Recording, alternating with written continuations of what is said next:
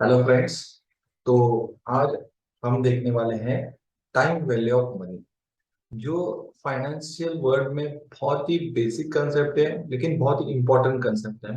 बहुत जनों को ये टाइम वैल्यू ऑफ मनी का इम्पोर्टेंस पता नहीं है, इसीलिए मैं ये वीडियो बना रहा हूँ। और अगर आपको इम्पोर्टेंस पता है तो एक बार ये रिवाइज कर लीजिए, आपको समझ जाएगा कि टाइम वैल्यू ऑफ मनी मतलब क्या है। टाइम मतलब क्या, वैल्यू मतलब क्या, मनी मतलब क्या, प्रेजेंट वैल्यू मतलब क्या, फ्यूचर वैल्यू मतलब क्या। तो ये सब जो क्वेश्चन है उसका आंसर देने के लिए मैं वीडियो ये बना रहा हूँ। नमस्ते, मैं हूँ सीए शहनशाह मुजव्वर, प्रैक्टिसिंग चार्टर्ड अकाउंटेंट। तो चलिए प्रेजेंटेशन की ओर चलते हैं।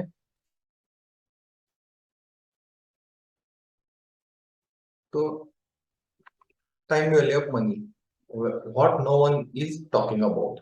तो देखते हैं अभी टाइम मतलब क्या है। तो टाइम मतलब मेजरेबल पीरियड रहता है। अपन टाइम कैसे मेजर करते हैं, कभी सेकंड्स में, मिनट्स में, आवर्स में मेजर करते हैं। तो ये इसका मीनिंग है टाइम। मतलब एक प्रोसेस करने के लिए कितना अपने को पीरियड लगता है। अगर आपको नाश्ता करने के लिए आधा घंटा लगता है तो आपका टाइम पीरियड कितना, नाश्ता करने के लिए आधा घंटा ये टाइम पीरियड रहेगा। इसके लिए 30 सेकेंड्स 30 मिनट्स लगते हैं। तो ये टाइम पीरियड अपन मेजर करते हैं, इसे टाइम कहते हैं। दूसरा है व्हाट इज वैल्यू। तो वैल्यू मतलब क्या कि कितना वर्थ है गुड्स और सर्विसेज का और पीपल्स के प्रेफरेंसेस से, तो उसे वैल्यू कहते हैं। वैल्यू मतलब क्या, तो फेमस इन्वेस्टर वॉरेन बफेट ने कहा है कि शेयर्स के लिए आप प्राइस पे करते हो और शेयर्स जो अपने को देता है वो वैल्यू होता है। मतलब क्या, तो समझिए सीडीएसएल का आज शेयर है 1260 रुपए। तो आपने आज आज के प्राइस पे ये परचेस कर लिया, तो ये अंडर वैल्यू रहेगा तो ये ऊपर जाएगा, और ये ओवर वैल्यू रहेगा तो ये नीचे आएगा। तो प्राइस व्हाट यू पे और वैल्यू व्हाट यू गेट। तो ये ध्यान में रखिए, वैल्यू मतलब आपको जो मिलता है वो वैल्यू। और हर पर्सन का एक ही आइटम के जो रहता है उसके लिए, गुड्स या सर्विसेज के लिए एक ही गुड्स सर्विसेज रहता है, लेकिन उसका वैल्यू हर पर्सन के पर्सपेक्टिव से अलग अलग रहता है। इसे कहते हैं वैल्यू। अभी तीसरा देखते हैं व्हाट इज मनी।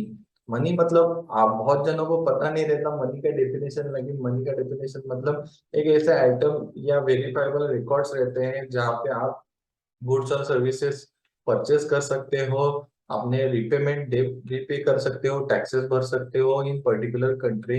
ये लीगल टेंडर रहता है, इसे करेंसी कहते हैं। अपन यहाँ पे फिजिकल करेंसी, वर्चुअल करेंसी भी रहती है, डिजिटल करेंसी कहते हैं उसे। तो बैंक में जो भी करेंसी अपन डिपॉजिट करते हैं वो डिजिटल फॉर्म में रहती है, अपन वो अभी ट्रांसफर कर सकते हैं। और फिजिकल फॉर्म में नोट्स, कॉइन्स, ये फिजिकल फॉर्म में मनी रहता है। उससे अपन कौन से भी गुड्स और सर्विसेज बाय कर सकते हैं। तो ये तो हो गया टाइम वैल्यू और मनी का डेफिनेशन। तो टाइम वैल्यू ऑफ मनी मतलब क्या। तो टाइम वैल्यू ऑफ मनी अगर आपने देखा तो प्रेजेंट वैल्यू जो रहती है मनी की, वो फ्यूचर वैल्यू से ज्यादा रहती है। तो ये कैसे एग्जांपल में बताएं, तो ये देखिए, अगर आपको 20,000 रुपए आज मिल रहे हैं और 20,000 रुपए एक साल बाद मिल रहे हैं, तो आप कौन सा चूज करोगे। तो 20,000 आज मिल रहे हैं वो आप चूज करोगे, क्योंकि कैसे है, आप एक साल में अगर एफडी में इन्वेस्ट किया तो आपको 7% रिटर्न मिला, तो उतना रिटर्न आपको उसमें मिल जाएगा। तो इसीलिए टाइम वैल्यू ऑफ मनी में कैसे रहता है, अगर आप आज के दिन में, आज दिन में अगर आपको पैसे मिल रहे हैं या एक साल बाद मिल रहे हैं, तो आप चूज करते हैं कि आज जो प्रेजेंट वैल्यू है वो जब पैसे मिलते हैं वो मोर रहता है फ्यूचर वैल्यू से। तो प्रेजेंट वैल्यू मतलब क्या कि this is your current starting amount. तो करंट स्टार्टिंग अमाउंट आपने देख लिया 20,000, और प्रेजेंट वैल्यू यहाँ से इनिशियल इन्वेस्टमेंट शुरू हो जाता है फ्यूचर वैल्यू बनने के लिए। तो 20,000 आपने इन्वेस्ट किया एफडी में, 7% इंटरेस्ट आ रहा है तो 1,400 रुपए मिल रहे हैं। 21,400 रुपए आपको एक साल के एंड में मिल जाएगा। तो ये रहा प्रेजेंट वैल्यू का डेफिनेशन। अभी फ्यूचर वैल्यू मतलब क्या है। तो फ्यूचर वैल्यू मतलब and result of present value when it is invested. तो जब आपने प्रेजेंट वैल्यू इन्वेस्ट किया और जो आपको मिलेगा वो फ्यूचर वैल्यू रहता है। तो ये फ्यूचर वैल्यू, अगर आप प्रेजेंट वैल्यू अगर आप कोई तो इन्वेस्टमेंट या असेट्स में इन्वेस्ट करते हो तो आपको जो मिलेगा वो फ्यूचर वैल्यू मिल जाएगी। तो चलो कंसेप्ट के देखते हैं कि आपके फ्रेंड ने आपसे 20,000 रुपये एक महीने पहले बोरो किए हैं। अभी वो पे बैक करने वाला है, आप आपको वो बता रहा है कि मैं 20,000 आप भी दो या 20,000 एक साल बाद दो, तो आप कौन सा ऑप्शन चूज करोगे? तो ये ऑप्शन आप कौन सा चूज करोगे? बहुत जनों को ये ऑप्शन आप सही चूज करोगे, और जो नहीं चूज करेगा वो आप कमेंट बॉक्स में देखिए, कमेंट बॉक्स में बताइए मुझे कि आप कौन सा ऑप्शन चूज करोगे। ऑप्शन वन 20,000 नाउ, और ऑप्शन टू 21,000 1 ईयर लेटर। तो सबका ये रहेगा ऑप्शन वन की 20,000 नाउ आप देख 20,000 नाउ मैं चूज करूंगा। तो 20,000 invested in corporate bond at the rate of 10%। तो ये क्या है कि ऑप्शन वन आपने चूज किया, और आपने अगर वो 10% से इन्वेस्ट किया, तो एक साल बाद आपको 22,000 रुपए मिल जाएंगे, 20,000 के 22,000 मिल जाएंगे। लेकिन ऑप्शन टू में आपको क्या मिल रहा था कि आपको 21,000 रुपए मिल रहे थे, मतलब आपका वहां पे लॉस हो रहा था। तो ये लॉस, नोशनल लॉस आपका आपका होता है, इसीलिए टाइम वैल्यू ऑफ मनी ये कंसेप्ट बहुत इंपॉर्टेंट है। यहाँ पे अपन एग्जांपल देखते हैं। तो ये देखिए, बॉन्ड का इन्वेस्टमेंट 1 ईयर में 20,000 था, तो ये 10 ईयर में कैसे रहेगा, इसका हमने ये चार्ट बनाया है। तो 20,000 का 10%, 2,000, 1 ईयर एंड में कितना मिलेगा? 22,000। 22,000 फिर से इन्वेस्ट किया, 2,200, 24,200, 24,200 का 2,420, 26,620। ये ऐसे हर साल इन्वेस्ट करते गए तो आपको 10 ईयर के एंड में मिलेगा 51,875। तो ये टाइम वैल्यू ऑफ मनी और एक कंपाउंडिंग का इफेक्ट रहता है। तो अभी देखते हैं कि ये उसका फॉर्मूला क्या है। ये तो अभी टाइम टेबल के हिसाब से अपन ने निकाला कि ऐसे ऐसे है, लेकिन इसका फॉर्मूला है, अगर आपको फ्यूचर वैल्यू निकालना है तो future value equal to present value 1+r raise to n है। ये ब्रैकेट के ऊपर एन रहेगा, रेस टू n। पीवी यहाँ पे पी मतलब फ्यूचर वैल्यू, पीवी मतलब present value, 1+r, R rate of interest, और एन मतलब पीरियड। तो कितने पीरियड के लिए इन्वेस्ट करोगे वो रहेगा। तो 20,000 वन प्लस यहाँ पे 10% मतलब 0.1 रेस टू 10।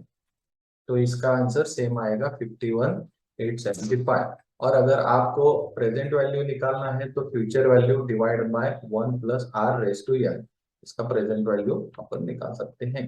तो आपने ऑप्शन वन चूज क्यों किया? तो इसके तीन रीजन रहते हैं। पहले तो इन्फ्लेशन रहेगा, अगर आपको 20,000 एक साल बाद में मिलेगा तो वहां पे महंगाई भी बढ़ जाएगी, तो वो आपको 20,000 नहीं मिलेंगे। 20,000 में से थोड़ा कम हो जाएगा, आपको मिलते समय 20,000 मिलेंगे, लेकिन महंगाई बढ़ने से आप जो एक साल पहले 20,000 में अगर मोबाइल लेते थे, तो वो मोबाइल अभी 22,000 का हो जाएगा। तो आपको 20,000 में वो मोबाइल आप नहीं ले सकते, महंगाई बढ़ती रहती है, इसलिए आपको इन्फ्लेशन का इफेक्ट आएगा। दूसरा मतलब क्या कि इन्वेस्टमेंट ऑप्शंस रहता है। अगर आपने ऑप्शन वन चूज किया, मतलब अभी आपने दोस्त से 20,000 रुपये ले लिए और किसी इन्वेस्टमेंट में इन्वेस्ट किए, तो आपको उस पे रिटर्न मिलेगा। तीसरा है रिस्क ऑफ प्रिंसिपल। अगर दोस्त ने एक साल बाद पे ही नहीं किया, या दोस्त ने नहीं बोला मैं पे नहीं करूंगा, या तो दोस्त को कुछ तो हो गया, तो क्या करेंगे? तो ये रिस्क ऑफ प्रिंसिपल, इसीलिए ऑप्शन वन बहुत जन चूज करते हैं। तो option one is better option. तो इसके लिए ये है, we will see this concept using example. तो देखते हैं 20,000 का इन्वेस्टमेंट, अलग अलग इन्वेस्टमेंट ऑप्शन में आप अपन ने इन्वेस्ट किया, तो उसका क्या इफेक्ट रहता है। ये चार्ट बहुत ही इंपॉर्टेंट है। अभी जो मैं टेबल दिखाऊंगा वो बहुत इंपॉर्टेंट है। इसमें मैंने क्या दिया है कि इन्वेस्टमेंट ऑप्शंस कौन से हैं, अमाउंट अपन इन्वेस्टमेंट कर रहे हैं, हिस्टोरिकल रिटर्न उसका कितना है, और आफ्टर 1 ईयर उसका रिटर्न कितना होगा। इन्फ्लेशन रेट इंडिया में अप्रोक्सीमेटली 6% है, उसका 6% से कितना कम हो जाएगा आपका इन्वेस्टमेंट, और डिफरेंस है। और हर इन्वेस्टमेंट ऑप्शन में रिस्क क्या है वो देखेंगे। तो पहला है करंट अकाउंट। करंट अकाउंट में आपके 20,000 रुपए हैं, तो उसे तो इंटरेस्ट वगैरह कुछ नहीं मिलता, 0%, आपको रिटर्न कुछ भी नहीं मिलेगा, जीरो। इन्फ्लेशन रेट कितना है? 6%। तो 20,000 के 6%, मतलब महंगाई बढ़ जाएगी 6% से, तो आपके 1,200 रुपये कम हो जाएंगे। तो ये डिफरेंस रहेगा।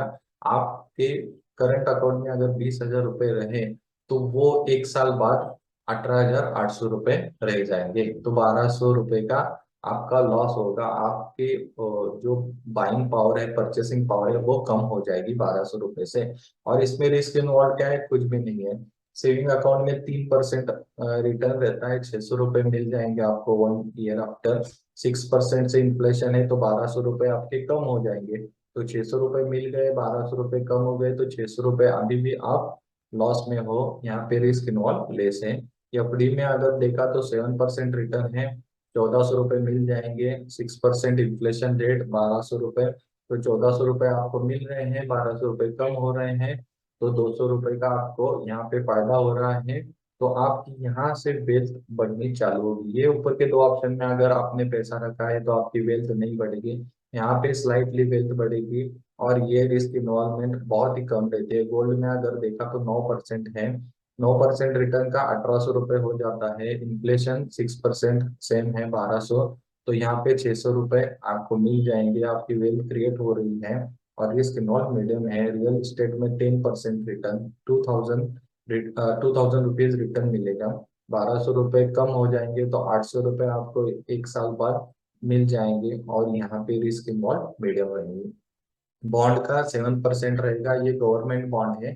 कॉर्पोरेट बॉन्ड का इससे ज्यादा भी मिलता है। गवर्नमेंट बॉन्ड का मैं बता रहा हूँ अभी। 7% मिलेगा, तो 1,400 रुपये आपको मिल जाएंगे। 6% इन्फ्लेशन, 1,200 रुपये कम हो जाएंगे। तो 200 रुपये आपको रिटर्न में मिलेंगे। उसका रिस्क इन्वॉल्व गवर्नमेंट बॉन्ड में लेस रहता है। शेयर्स में 14% आपको ईयर ऑन ईयर रिटर्न मिलते हैं, 2,800 रुपये मिल जाएंगे। 6% इन्फ्लेशन रेट है।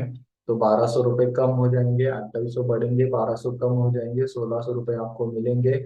यहाँ पे ये बहुत ही अच्छा ऑप्शन है वेल्थ क्रिएशन का। बहुत जन यहाँ से वेल्थ क्रिएट करते हैं। और कोई बिजनेस ओनर अपने खुद के शेयर्स लेके, या कोई इन्वेस्टर दूसरे बिजनेस में के शेयर्स बाय करके यहाँ पे वेल्थ क्रिएशन करते हैं। यहाँ पे रिस्क थोड़ा हाई रहता है। और क्रिप्टो, अभी ये बिटकॉइन का मैं बता रहा हूँ। बिटकॉइन का 1.76% पिछले 10 साल में एवरेज रिटर्न है। आपने 20,000 इन्वेस्ट किए तो 3,15,200 रुपये मिलेंगे। 6% इन्फ्लेशन, 1,200 रुपये, तो 3,14,000 आपको आपका wealth usually wealth create use हो जाएगा। लेकिन यहाँ पे रिस्क आपको पता है वेरी हाई है। ये अनसर्टन एरिया है अभी तक। यहाँ पे सर्टेनिटी, मतलब ये ऑप्शन अच्छा है या बुरा है, ये किसी को पता नहीं है। बहुत जनों को ये डाउट है। तो यहाँ पे आप वेरी हाई रिस्क में, अगर क्रिप्टो में इन्वेस्ट किया है तो वेरी हाई रिस्क में कैटेगरी में आ जाओगे। तो ये देखिए यहाँ पे हिस्टोरिकली इतना परसेंटेज आपको रिटर्न मिल रहा है। और यहाँ पे हिस्टोरिकली आपका रिटर्न में से इतने अमाउंट इन्फ्लेशन में चली जाएगी। तो यहाँ पे आप देख सकते हो कि करंट अकाउंट, सेविंग अकाउंट और एफडी में, गोल्ड में आपको स्लाइटली, करंट अकाउंट और सेविंग अकाउंट में तो आपका वेल्थ डिस्ट्रक्शन हो रहा है। FD, gold, real estate, bond, shares, crypto में आपका वेल्थ क्रिएट हो रहा है। तो ये इन्वेस्टमेंट ऑप्शन ध्यान में रखिए। अगर आपने सेविंग में पैसे रखे हैं तो कोई एक साल बाद वो सेविंग के अकाउंट के पैसे कम हो जाते हैं। तो ये ध्यान में रखिए। ये इन्वेस्टमेंट ऑप्शन का चार्ट आप ध्यान में रखिए। ये बहुत ही इम्पोर्टेंट है, क्योंकि यहाँ पे आपको समझ जाएगा कि किधर वेल्थ क्रिएट हो रही है और किधर वेल्थ डिस्ट्रक्ट हो रही है। फ्यूचर वैल्यू कैसे कैलकुलेट कर रहे हैं प्रेजेंट वैल्यू से। तो ये इन्वेस्टमेंट ऑप्शन आप चेक कीजिए। तो ये था मेरा छोटा सा एक वीडियो जो टाइम वैल्यू ऑफ मनी पे था। अगर आपको इसमें कोई भी डाउट है तो मुझे जरूर कमेंट बॉक्स में कमेंट कीजिए, मैं उस पर रिप्लाई दूंगा। टाइम वैल्यू ऑफ मनी बहुत ही इंपॉर्टेंट कंसेप्ट है और बहुत ही बेसिक कंसेप्ट है। और फाइनेंशियल एजुकेशन इंडिया में बहुत कम है। तो ये ध्यान में रखिए कि टाइम वैल्यू ऑफ मनी कितना इम्पोर्टेंट है आपके लिए। अगर आपने सेविंग अकाउंट में पैसे रखे हैं तो आपका वेल्थ डिस्ट्रक्ट हो रहा है। आपने अगर करंट अकाउंट में पैसे रखे हैं और आप वो बिजनेस के लिए यूज नहीं कर रहे हो तो आपका वेल्थ डिस्ट्रक्ट हो रहा है। और आपने अगर शेयर्स में, म्यूचुअल फंड में इन्वेस्ट कर रहे हो और आप अच्छे रिटर्न मिल रहे हैं तो आपका वेल्थ क्रिएट हो रहा है, वहां पे रिस्क आए हैं। तो ये सब पैरामीटर्स देख के आप अपने हिसाब से शेयर मार्केट में या इन्वेस्टमेंट फिनेंशियल असेट में आप इन्वेस्ट कर सकते हो। और ये वीडियो कैसे लगा मुझे कमेंट बॉक्स में जरूर कमेंट कीजिए। अगर अच्छा लगा तो आपके दोस्त परिवार के साथ शेयर कीजिए। Thank you very much.